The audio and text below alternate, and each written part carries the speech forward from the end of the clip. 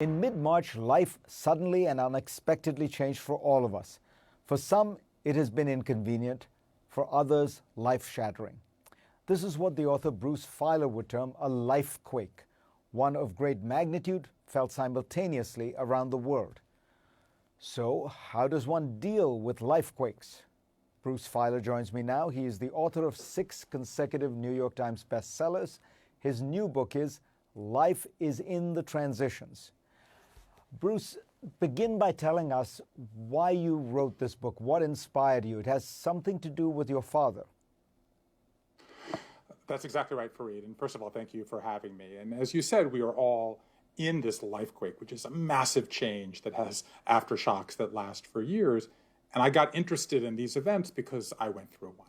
A few years ago, as you know, I just got walloped by life. First, I got cancer as a new dad. Then I almost went bankrupt. And my dad, who has Parkinson's, tried to take his own life 6 times, actually, in 12 weeks. And there wasn't really a book that I could find that helps you in these moments when life seems to come at you from all directions. And I thought there must be some wisdom out there. So I set out on this journey, crisscrossing the country, collecting what became hundreds of life stories of Americans in all 50 states. People who lost limbs, lost homes, changed careers, changed religions, got sober, got out of bad marriages. And I then got a team of 12 people, and we spent a year combing through these stories, trying to tease out ideas that could help all of us survive and thrive in times of change. And so the big idea that emerged, as you said, is that the linear life is dead. What you and I grew up with, the idea that there's going to be one job and one home and one relationship and one source of happiness from adolescence to assisted living, that's gone. And it's been replaced by this, what I call the nonlinear life, which has many more twists and turns and ultimately transitions that we have to navigate across the whole span of our lives. So how does one live life, as you put it, out of order, where things come at you unexpectedly, things come at you in ways you didn't anticipate? What's the key element there? The key element is to understand that the lifequake that you go through, it could be voluntary, you leave a marriage, right? Or you change careers. It could be involuntary, you get fired or you get a diagnosis, you lose some limbs. That the lifequake can be voluntary or involuntary, but the life transitions that come out of it must be voluntary. You have to choose to lean in and go through the steps. And that leads us to the moment that we're in now, because what we're in now is a collective, what I call a collective involuntary lifequake. Frankly, it's the first one in a century where the entire planet is going through it.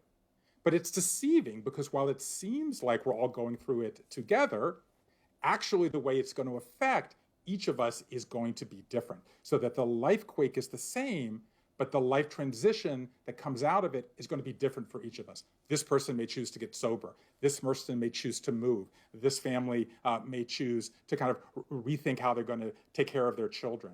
So I think that the first and most important thing is to decide which transition you want to go through that's coming out of the lifequake that we're in. And finally, you say it's only you who can give meaning to your own life. In other words, it's not the job, it's not, ultimately this is kind of an act of self-definition that helps you succeed or go through this more than anything else. A life transition at its core is a narrative event. One thing we've learned in the last generation is that story in your head about who you are, where you came from, who you want to be, where you're going, that story isn't part of you. It is fundamentally who you are. That life is the story that you tell yourself. And here we are in this moment, Fareed. We like to think of our stories as a fairy tale, that there's a hero and a happy ending. But in those fairy tales, it's the wolf that shows up. That there's a wolf or a dragon or an ogre or a tornado or a downsizing or a death or a pandemic. And in order for that story to work, you have to figure out a way to get around or through or around or under that wolf. So right now, we are all facing the same wolf. And we have to understand that that's fundamentally what life is about. Life gets us stuck, and the life transition helps us get unstuck. So what I want to say is whatever you're struggling with, whatever's keeping you awake at night, if you come on this journey with me, you're going to meet people and you're going to find something you can do tonight, tomorrow, next week, 3 months from now so that whatever transition you're in, we can make it go a little bit better and a lot more effectively. We can get past these wolves. There is knowledge out there. We can do it together. Bruce Feiler, always a pleasure. Thank you, Fareed.